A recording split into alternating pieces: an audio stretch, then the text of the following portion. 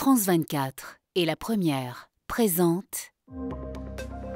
Bonjour et bienvenue dans l'Hebdo Outre-mer, l'émission consacrée à l'actualité et à la découverte des territoires français d'outre-mer. Cette semaine, nous revenons sur l'attaque d'une violence inouïe d'un bus scolaire à Mayotte et sur l'arrivée de la route du Rhum, destination Guadeloupe, malheureusement endeuillée. À tout de suite.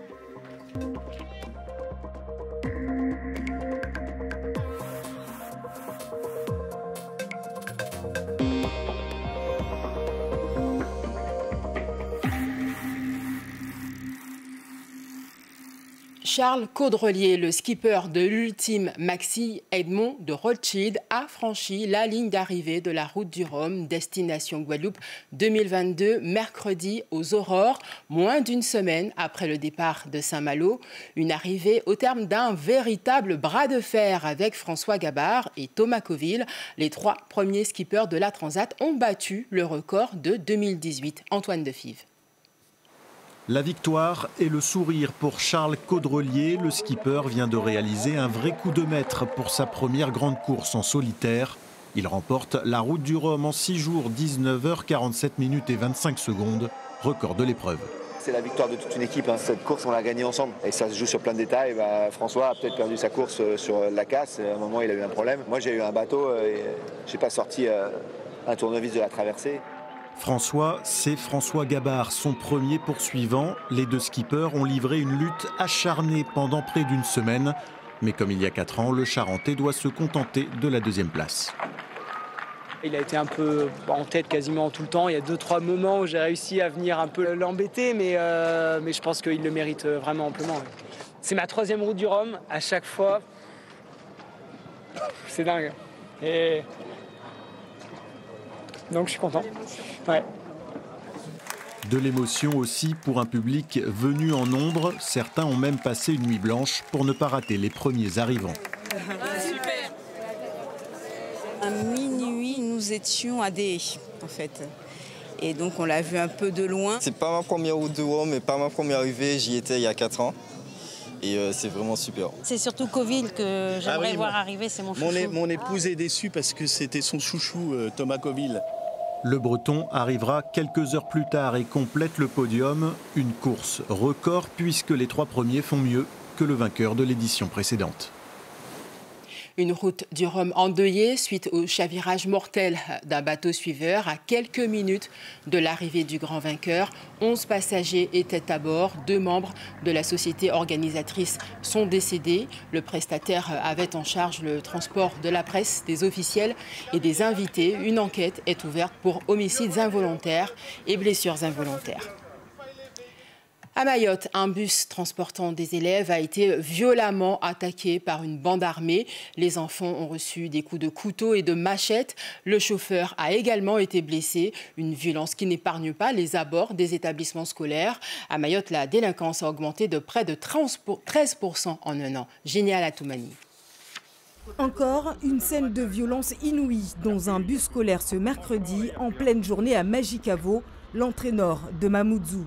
Des jeunes, armés jusqu'aux dents, cagoulés, frappent, raquettent et blessent au passage 7 personnes, dont le chauffeur, admis pour la plupart à l'hôpital.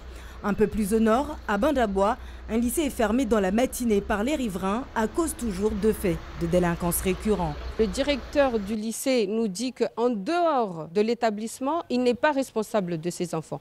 On voudrait qu'il vienne nous dire qui est responsable de ses enfants. Dès 7h, ils mettent les pieds à Bain-d'Abois jusqu'à 17h où ils sont censés partir. Qui est responsable? Dans l'après-midi, c'est au lycée des Lumières qu'une bande de jeunes s'invite armés là aussi, sans dégâts cette fois. Il y a eu une tentative d'intrusion et caillassage. Et nous avons eu très bonne réaction de la part des élèves, puisque tout de suite, ils ont commencé à prendre l'habitude de se confiner. Donc ils sont tous rentrés au lycée. Les scènes de violence se sont poursuivies jusque tard dans la nuit à Kaweni, entre jeunes et forces de l'ordre. Les transporteurs scolaires ont décidé de ne pas assurer leur tournée jusqu'à nouvel ordre. Depuis le début de l'année, 181 bus ont été caillassés, des plaintes déposées, mais toujours aucune interpellation. Le réchauffement climatique pourrait rendre les tsunamis de plus en plus dévastateurs, en raison notamment de l'élévation du niveau de la mer. Sur l'île de Mahe en Nouvelle-Calédonie, certaines familles sont régulièrement confrontées à ce risque tsunami, les obligeant à se déplacer vers les hauteurs. C'est notre dossier, signé Thérèse Waya et Gaël Detcheverry. L'église, plus que centenaire, porte en son sein les stigmates du séisme de novembre 2017. Ici, une pierre de taille a été déplacée. Pour les paroissiens, chaque fois que la terre tremble, le risque est grand. À l'intérieur de l'édifice, ce n'est pas mieux. La fissure observée il y a 5 ans s'est encore accentuée.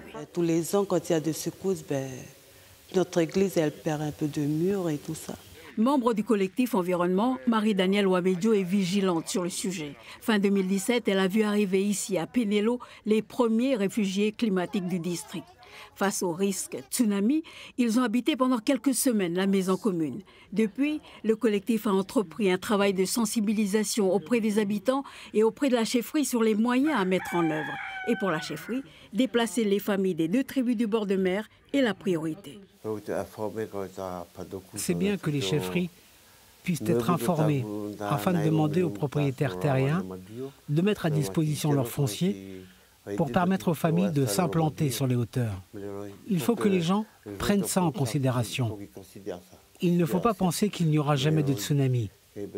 Il faut anticiper, s'y préparer, afin de ne pas être surpris quand il arrivera. On a les projets pour les rampes d'accès tsunami, pour déplacer l'école. C'est bon pour déplacer l'école, mais pour les autres projets, c'est comme d'hab, c'est surtout les problèmes fonciers qui nous bloquent à avancer dans les projets. Obtenir le consentement des familles de quitter définitivement le littoral et disposer d'un foncier suffisant pour loger tout le monde, tel est le challenge qui s'impose à la chefferie. Pour le collectif, le déplacement de l'école pourrait accélérer la migration vers le plateau où, pour l'heure, une trentaine de personnes seulement s'y est installée. Première à habiter le nouveau quartier de Kobour, Raymond Douachetine et sa famille. Tous les ans, quand il y a des alertes de tsunami, toute ma famille d'en bas, ils montent pour rester un peu avec nous. Ils n'ont pas envie de s'installer comme vous ici. Il y a déjà qui commencent à s'installer à côté. La terre a encore tremblé cette année à Mahe. Pour rappel, une quinzaine de secousses en moins de 24 heures en début avril, davantage les fois précédentes. Pour l'île, la fréquence du phénomène est devenue un indicateur de sa vulnérabilité. C'est la semaine pour l'emploi des personnes handicapées. Nous nous intéressons à leur insertion professionnelle compliquée. 76% d'entre elles se disent tout de même satisfaites de leur profession, à l'image de Pierre-Alexandre Dijou. Il est autiste Asperger et il vient de décrocher un CDI au sein d'une entreprise d'aide à la personne. Marie-Ange Frassati est allée à sa rencontre. La Scopad est une entreprise d'aide à la personne. Elle emploie 1000 salariés qui fournissent assistance aux personnes âgées, dépendantes ou en situation de handicap. Parmi son personnel d'accueil, il y a une toute nouvelle recrue, Pierre-Alexandre Dijou. Scopad, bonjour. Pierre a 29 ans, il est autiste Asperger et vient de signer son premier contrat à durée indéterminée. Ça me plaît parce qu'en fait, je rencontre du monde, je peux échanger avec tout le monde, voilà. Et c'est un métier efficace pour moi personnellement. Parce qu'au départ, avant d'intégrer la Scopad, je regardais le plafond, alors que maintenant je regarde les gens face à face.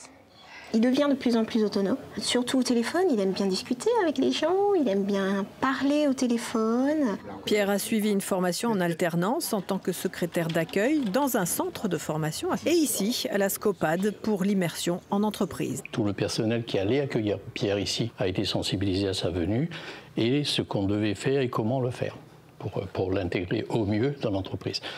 C'est ce qui s'est passé.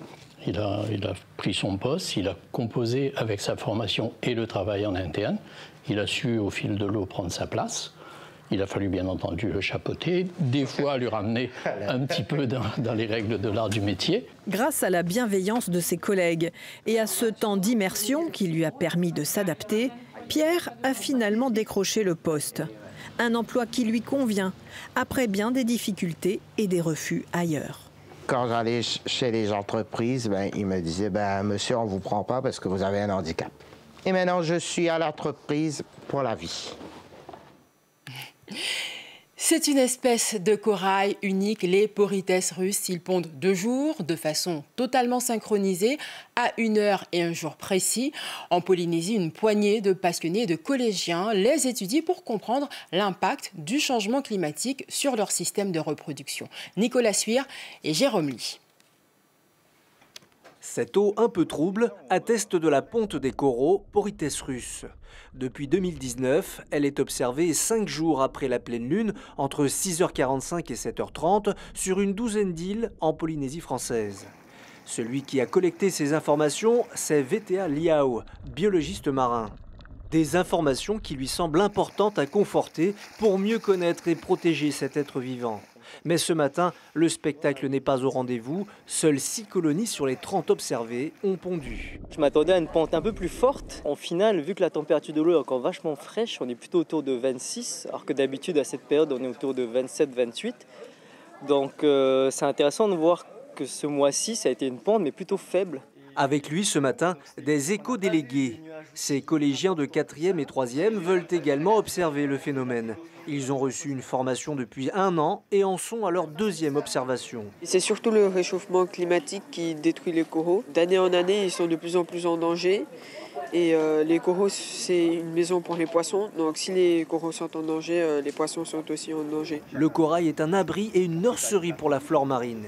Quasiment toute vie dans le lagon repose sur lui. Aussi, la motivation des élèves est acquise, reste à protéger le précieux être vivant. La première étape, si vous voulez, c'est d'observer pour comprendre comment fonctionnent les espèces, afin d'envisager des solutions pour mieux les protéger. On ne peut pas protéger ce qu'on ne connaît pas. Et pour connaître, il faut étudier. En tout cas, VTA et son association s'engagent pour plusieurs années d'études afin de collecter toujours plus d'informations sur tous les archipels cette fois, et pourquoi pas même en dehors de la Polynésie française, dans le Pacifique, afin de tirer des conclusions plus générales encore. Et c'est la fin de l'Hebdo Outre-mer. Pour réagir et revoir l'émission, direction france24.com et les réseaux sociaux. Merci de votre attention. L'Hebdo Outre-mer revient le week-end prochain. L'information continue sur France 24.